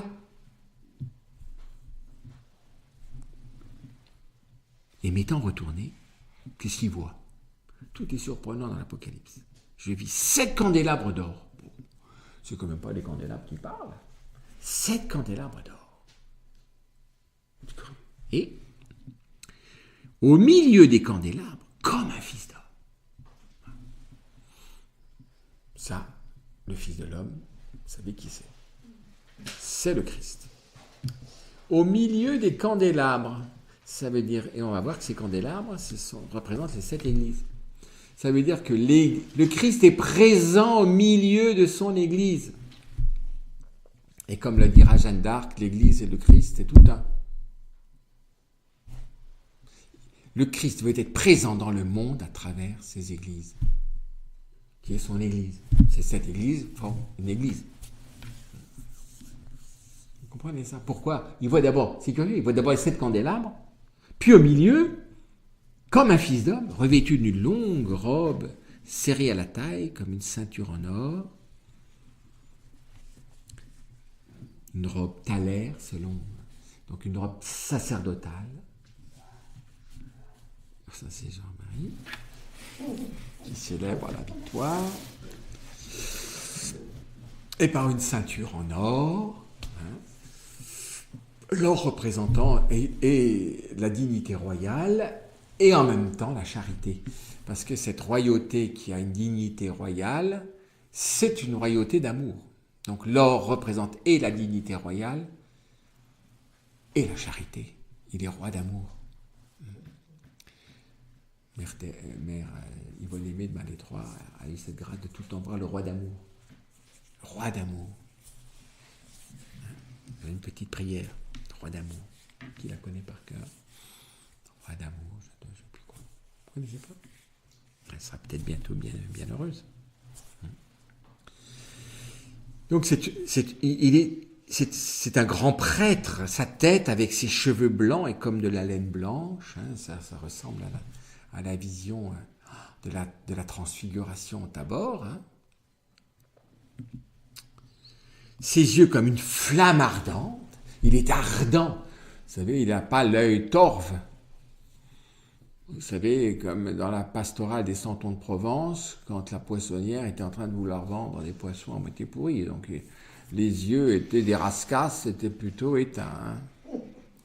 Et alors, quand l'enfant de Dieu va naître, même les rascasses à moitié pourries commencent à dire « Oh, elles ont un regard vif, oh, ça veut dire que elles sont vivantes. Donc il a un regard ardent. Ça veut dire qu'il est tout, l'amour le presse. Et en même temps, cet amour est la seule chose qui donne au regard d'être perspicace. Et donc aussi qui démasse toute imposture. Cet amour démasse toute imposture parce qu'il est pleinement vérité. Devant son regard, c'est pour ça qu'il est une flamme ardente. Ses pieds pareils à de l'airain précieux que l'on aurait purifié au creuset. Les pieds, vous avez le colosse aux pieds d'argile, rappelez-vous dans la vision de Daniel, tout était bien là-haut, ça devait être plein de l'or et de l'argent, et puis là en bas, c'était du fer mêlé d'argile. Et alors arrive la pierre, le rocher qui tombe, et puis poum, rien ne tient. Des pieds d'argile. Et en même temps, les pieds impliquent une chose de solidité, mais aussi dynamique. Parce qu'il s'agit d'aller vers l'accomplissement. Suivre l'agneau partout où il va. S'il faut le suivre, c'est donc une question de pied. Il y va pour sûr jusqu'à la croix, pied d'airain. Et nous devons avoir des pieds qui veuillent bien suivre l'agneau partout où il va. C'est pour ça que le lavement des pieds a aussi cette signification de purifier nos pieds. Que nous voulions vraiment, on va le voir, suivre l'agneau partout où il va. Sinon, l'orgueil se sert de mes pieds pour aller faire ce que je veux et aller jusqu'à l'envers. C'est pour ça que c'est très important de voir ses pieds. Pareil à de l'airain. Précieux que l'on aurait purifié au creuset. Je viens pour accomplir au Père ta volonté. C'est pour ça que les pieds du Christ sont de l'airain.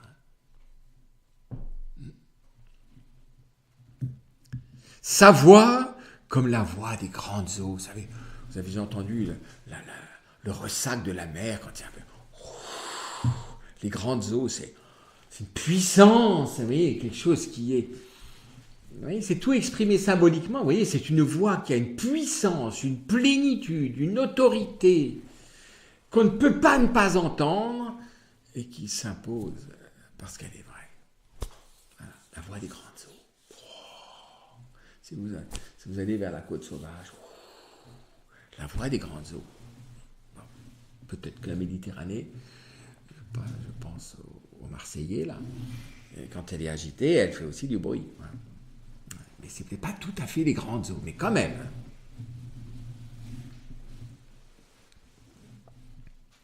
Dans sa main droite, il a 7 étoiles, et de sa bouche sort une épée acérée à double tranchant. Qu'est-ce que c'est que cette épée acérée à double tranchant? C'est sa parole, c'est la parole de Dieu. Épée acérée. On va voir que ça va être la victoire de la parole de Dieu. Ce n'est pas une victoire sanglante d'épée, c'est la parole. C'est-à-dire, finalement, cette parole reçue, c'est susciter la foi dans le cœur. Être vaincu par cette épée, c'est passer de l'incrédulité à la foi. Vous comprenez ça? Le symbolisme est comme un symbolisme guerrier, comme chez saint Paul, les armes du combat spirituel, mais en fait, ce n'est pas des vraies armes, c'est des armes, mais spirituelles. Donc la grande épée à double tranchant, c'est-à-dire que j'aille dans un sens ou dans un autre, elle coupe, c'est-à-dire qu'elle est tranchante, c'est-à-dire qu'elle est vraie, absolument vraie, dans tous les sens. Vous voyez ce que je veux dire? Et son visage, c'est comme le soleil qui brille dans tout son éclat. Il est la personne par excellence, il est le visage de lumière, de vérité, d'amour, de gloire, de victoire. Enfin, ce visage est... À sa vue, je tombais à ses pieds. Donc vous voyez, il se passe quelque chose d'existentiel dans cette extase. Vous voyez ce que je veux dire?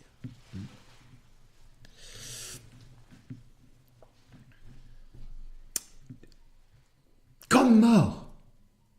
Regardez, hein, comme on a de la peine à réaliser qu'on est en présence de Dieu, ça nous démange pas beaucoup de nous mettre même, ne serait-ce qu'à genoux, tandis que lui, devant cette vision, je tombais à ses pieds comme mort. Comment peut-on tenir devant cette présence de Dieu si victorieuse? Je ne peux pas tenir devant lui. L'orgueil prétend toujours tenir. Je tombais comme mort. Il faudrait que dans la liturgie, il soit comme ça. Vous savez, à la consécration, à l'élévation. Et si souvent on est debout et on regarde, voilà, bon, d'accord. C'est lui. Ne crains pas. Il posa sur moi sa main droite. Hein. Ne crains pas. Je suis le premier et le dernier. Vous pouvez dire, le Père lui a tout remis. Le vivant. Tout est une question de vie dans l'Église. Et là où il n'y a pas de vie, il n'y a pas d'Église. Je fus mort et me voici vivant pour les siècles des siècles, détenant les clés de la mort et de l'Hadès. Quelle bonne nouvelle. Vous vous rendez compte? Le mal, la mort, l'Hadès est enfermé à clé. Vous vous rendez compte, s'il n'y avait pas de clé de la mort et de l'Hadès, elle serait indomptable, on ne pourrait pas lui échapper. C'est beau, je détiens les clés de la mort et de l'Hadès. Quelle belle espérance. Écris donc ce que tu as vu, le présent, là, et ce qui doit arriver plus tard.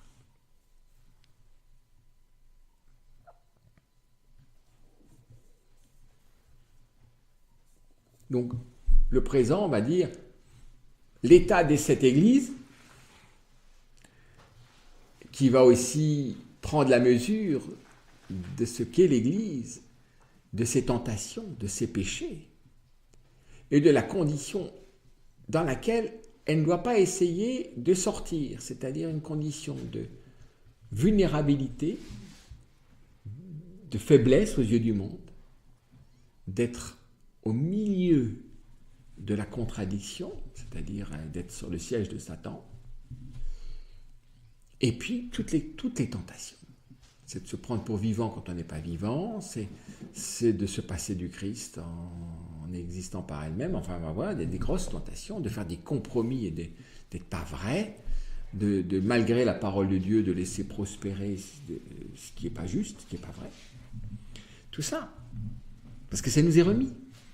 Et l'Église ne neutralise pas le mystère de l'Église ne neutralise pas notre liberté. L'Église n'existe qu'à travers nous, pécheurs. Vous voyez ? Mais en même temps, si elle n'est pas elle-même et si elle ne se purifie pas, c'est illusoire de penser qu'elle puisse vivre sa vocation. Donc, il faut se convertir. Il faut devenir de plus en plus ce que l'on est. Cette nécessité de la purification et de la conversion, c'est ce qui est le présent, et c'est tout le temps le présent de l'Église, d'être vraiment évangélique, d'être l'évangile vivant.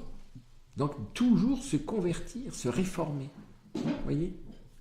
Jamais l'Église peut dire « je n'ai pas besoin de me réformer ». Comme moi, je ne peux pas me dire un jour « aujourd'hui, ça y est, je n'ai pas du tout besoin de conversion ». Non, ça va. Maintenant, je suis vraiment... ça va. J'ai la vitesse de croisière. Non, tous les jours. En vue d'être pleinement mobilisable et vivante pour ce qui doit arriver. Donc pour l'œuvre du Père. Cette même œuvre que le Christ a commencée. Quant au mystère des 7 étoiles que tu as vues dans ma main droite et des 7 candélabres d'or, le voici. Les 7 étoiles sont les anges des 7 églises et les 7 candélabres sont les 7 églises. Donc Jésus est inséparable de son église puisqu'il voit 7 candélabres et au milieu un fils, comme un fils d'homme. Et vous voyez ? Et donc voilà. Et donc la prochaine fois, nous allons faire un peu le scanner, si j'ose dire, ou l'IRM, ou tout ce que vous voulez, de l'Église, des 7 églises, à travers lesquelles nous voyons, en quelque sorte, c'est comme une coupe, à la fois de la fragilité, des tentations qui sont toujours là en train de vouloir corrompre l'Église. Aussi, la lumière de chaque Église, c'est le Christ présent à l'Église, c'est une présence septiforme à l'Église. Cet appel à la conversion et à l'adhésion à ce qu'on doit être, et à la récompense, c'est-à-dire c'est la victoire. Voilà, on verra la prochaine fois. Vous avez peut-être des questions ? 7 églises. Pourquoi 7 églises ? D'abord, il y en a 7 historiquement, et si il y en a 7 historiquement, c'est aussi dans un... parce que tout est dans la sagesse de Dieu. Et le chiffre 7 implique une plénitude. Donc les 7 dons du Saint-Esprit.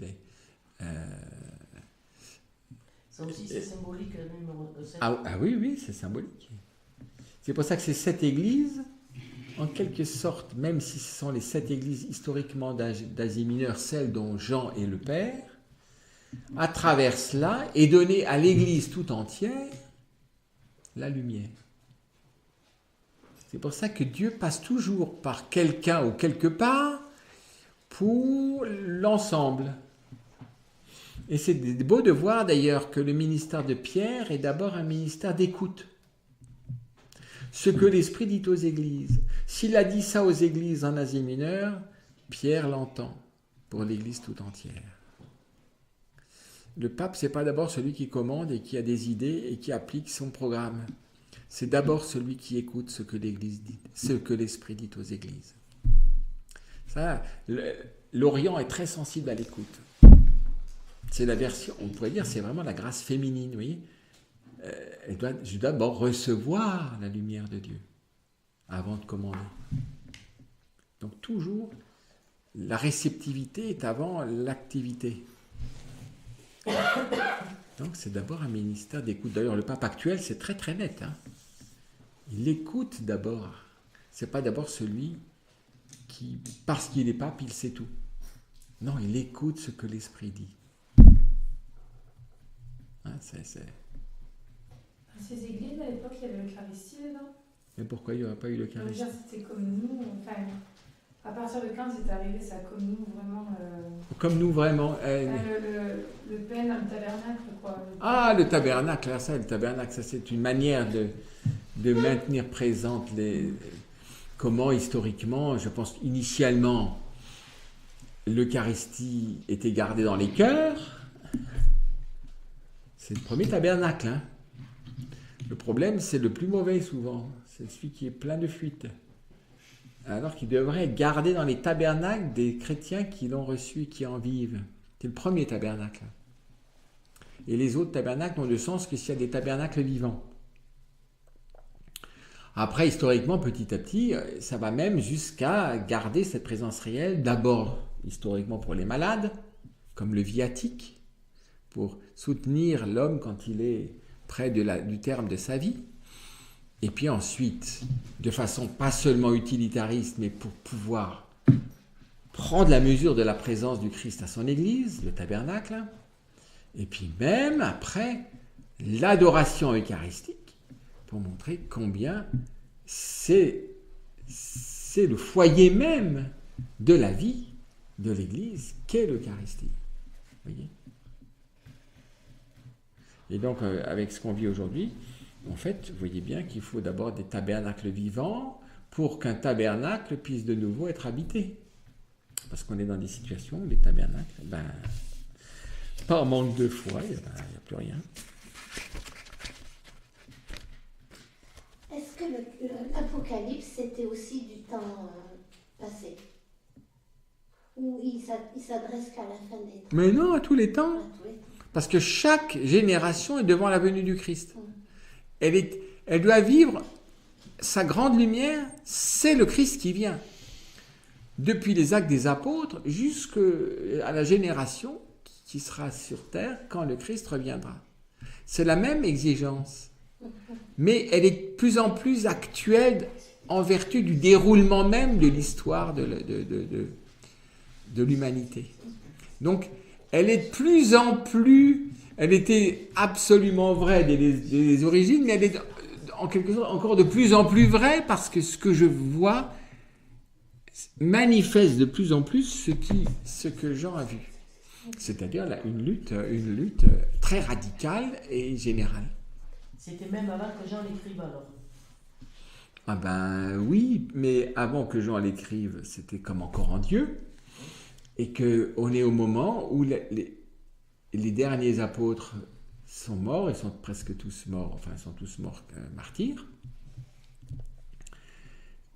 Le Christ n'est pas revenu, l'Église a besoin de lumière pour comprendre ce que le Seigneur attend d'elle. Pourquoi elle existe? Pourquoi il ne vient pas? Qu'est-ce qu'elle a à vivre? Quelle est sa mission? Et donc, cette mission s'explicite au fur et à mesure des siècles, le long des siècles. Et pour nous, ce qui peut-être, je sais pas moi, au XIIIe siècle n'était pas très évident, pour nous, il y a plein de choses qui deviennent vraiment évidentes. Parce que les choses se sont déployées, et plus les moyens techniques sont vastes, plus la visibilité de la lutte est forte, plus la tentation ou l'orgueil se rend très visible.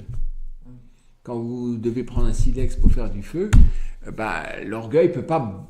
Il se montre un peu, mais bon, quand vous brandissez, je ne sais pas moi, une fusée qui va aller, une navette spatiale, un TGV qui va faire je ne sais pas quoi, et puis un réacteur atomique, voilà, et que je vais modifier mes gènes, et que je vais prothéser l'homme en lui mettant des puces et tout ce que vous voulez, voilà... J'oublierai plus rien. J'ai accès à mes fichiers, tout ça. Et vous voyez? Donc ça s'explicite. Mais c'était vrai dès les origines. Voilà, c'est ça. Parce que le dessein de Dieu n'a pas changé. Hein, j'étais, je suis, j'étais, je... Ouais. Jean, il est mort de vieillesse alors? Ben oui, il est mort de vieillesse. Il était vieux, très vieux. Très vieux. Mais très jeune de cœur. C'est un contraste. Très jeune de cœur. Et à un moment donné, je crois que c'était un supplice de rester sur terre pour lui, tellement son cœur était connaturel avec le cœur du Christ. Il devait en avoir un peu marre. C'est pas sous cet aspect-là. Saint Paul l'exprime à sa manière. J'aimerais vraiment partir. Mais enfin, si c'est bon pour vous que je reste. De bon cœur, d'ailleurs. Alors, c'est encore plus vrai pour Jean. Quand il a ses visions du futur, il a l'Esprit Saint qui lui explique ce qu'il voit. Pardon, quand il a ses visions de notre époque, par exemple. Il a l'Esprit Saint qui c'est pas la vision de notre époque, il a la vision du dessein de Dieu à travers. Voilà, Le langage symbolique est transhistorique. Il s'applique à toutes les époques. C'est pas je vois la tour Eiffel qui est en train de vaciller, tout ça. Non, ça c'est... Ça peut-être pour une révélation privée dans un temps donné, voilà, la tour Eiffel, je ne sais pas. Mais le langage symbolique permet que les symboles ont une signification universelle. Et donc, peuvent éclairer toutes les époques avec toutes les situations particulières de chaque époque. Mais le symbole se révèle d'autant plus parlant que l'accomplissement des choses est plus grand. Donc aussi que les moyens à disposition de l'homme sont plus puissants et plus grands. Et aussi qu'à la fois l'homme va au bout de sa perversion et en même temps il se laisse connaturaliser au Christ, peut-être comme jamais, devant l'état désespéré de l'humanité et qu'on reconnaît presque le cœur du Christ. Alors vous voyez par exemple une mère Teresa, il y a une compassion pour l'homme comme tel, pas d'abord guérir l'homme, non, lui donner l'amour, parce que le grand drame de notre monde, c'est qu'il parle tout le temps d'amour, mais il ne sait plus ce que c'est que l'amour, et qu'il n'y a pas d'amour dans la manière de penser et d'organiser les choses, et donc c'est glacial, comme l'éclairage. Ah oui. Et comme l'individualisme est glacial, débrouille-toi. T'as qu'à être malin, moi j'ai trouvé, débrouille-toi. Oui, je vais t'aider, mais combien tu me payes? Ben, c'est tout glacial. C'est de la glace pure. D'accord. Oui. Donc l'ange qui donne la révélation, qui est Marie. Attendez, je ne veux pas dire. Jean, pour lui, il voit un ange, il ne voit pas forcément Marie. Du moins, c'est nous qu'on comprend que c'est Marie, mais lui ne le voit pas. Oui, mais tout est... Comme c'est une extase, une vision où tout s'exprime de façon symbolique, ce symbole le met face au mystère, qui n'est pas la manière humaine dont Jean voyait Jésus, ni dont il voyait Marie. C'est le mystère du Christ qui est très bien montré d'ailleurs dans cette... D'ailleurs, comme déjà le montrait le Christ transfiguré au Tabor, mais là, le Christ victorieux dans son humanité, c'est pas le Christ tel qu'il se présentait sous son mode humain. D'accord. De même, l'envoyé, c'est vraiment le ministère maternel de Marie qui est montré symboliquement. Et donc, qui ne reconnaît pas Marie sous ses traits physiques comme était Marie et encore dans la vie cachée de Jean avec Marie. Mais par contre, il est devant un envoyé qui le fait entrer dans le dessein le plus profond de Dieu et qui est tellement saint qu'il croit que c'est divin, que c'est Dieu et qu'il l'adore. Marie est quasi sainte comme Dieu. Donc vous voyez, c'est assez mystérieux. C'est pour ça que l'expérience qu'il voit est devant une réalité qui n'est pas comme nous voyons sur Terre. C'est pour ça que je peux ne pas le reconnaître, tout en sachant que je suis face à un être qui m'accompagne, on pourrait dire, mais maternellement, dans une révélation qui est époustouflante, parce que l'homme n'imaginait pas que le dessein de Dieu sur l'humanité irait si loin. Et c'est quelqu'un qui, en quelque sorte, le connaît de l'intérieur, qui peut lui montrer tout cela. Et à la fin, ça colle tellement à Dieu qu'il veut l'adorer. Il dit non. Qui a une sainteté quasi celle de Dieu? Peut-être c'est que Marie. Elle est là toute sainte. Mais elle n'est pas Dieu. Mais elle est totalement divinisée. Vous savez quel âge est monté au paradis? À l'heure où elle ne pouvait plus rester... Je vous taquine. Vous pouvez trouver tous les calculs, alors ça dépend des... Parce que j'avais lu une fois, je ne sais plus si dans Marie Torta ou je ne sais plus dans quoi, qu'elle serait partie à 74 ans, alors je ne sais pas si... Oui, mais ça n'a aucune importance. Voilà, je ne sais pas si c'est vrai ou non. Oui. Peut-être qu'elle sera restée longtemps, genre après Jésus. Oui, mais ça, vous savez, c'est pas très très longtemps d'ailleurs. Mais c'est pas important, ça. Ma foi n'en dépend pas du tout. C'est à la fois long et pas long. Mais oui. C'est pas long pour préparer l'église, mais c'est long pour elle. Pour elle, ça devait être long. Donc elle est très heureuse de partir, mais pour ceux qui avaient besoin de sa présence, c'est un peu trop tôt. Mais Jean, le pauvre. Ben, le pauvre. Hein. Mais, vous voyez, le pauvre, elle s'occupe de lui. Alors il dit, Dieu dit, maintenant il faut que je leur révèle vraiment ce que j'ai des saints. Oh, alors Marie dit, oh le pauvre, est-ce que je peux y aller? Je vais l'aider. Oui, tu peux y aller. Alors voilà, il vient l'ange pour lui montrer tout ce qui va se passer. Mais c'est beau. Vous voyez que comme le langage symbolique, il faut un peu s'y habituer, mais il a une grande puissance de profondeur, de montrer un mystère. À travers des choses très grossières, hein, une épée, des cheveux blancs, des pieds, des reins, vous voyez, c'est qu'une forme, c'est pas un fond. des chandeliers. Ce matin, je disais à Daniel, la vision du ciel, elle est aussi, par exemple, nous, la vieillesse, on voit un peu ça parfois comme une punition. Oui. Alors que finalement, du ciel, c'est un premier âge qui s'étend. Normalement, c'est l'ultime âge. Normalement, c'est celui de la sagesse, hein, et de la configuration à l'agneau, qui devrait être la préparation immédiate pour le paradis de Dieu, pour recevoir Dieu comme mon lieu, mon vrai lieu de joie et de bonheur. Et c'est une grande miséricorde, parce que si nous oui, autrefois dans les litanies, garde-nous d'une mort subite. Aujourd'hui, pourtant, tout le monde dit que je meurs subitement, que je ne souffre pas. Autrefois, on voulait se préparer à mourir. Garde-nous d'une mort subite. Et qui nous permet petit à petit de nous connaturaliser, vous voyez, de quitter le registre de l'efficacité, de ce qu'on est capable de faire. Le propre de la vieillesse, c'est d'être plus capable de grand-chose. Alors c'est une grande épreuve. En même temps, c'est l'apprentissage d'autre chose. C'est pas ce que je fais, c'est ce dont je suis capable. Mais c'est de devenir vivant comme dans l'impuissance. Vous voyez, c'est quelque chose comme ça qui nous prépare et qui nous a vraiment être en harmonie avec Dieu, si j'ose dire. Parce que Dieu est amour, il n'est pas d'abord puissance.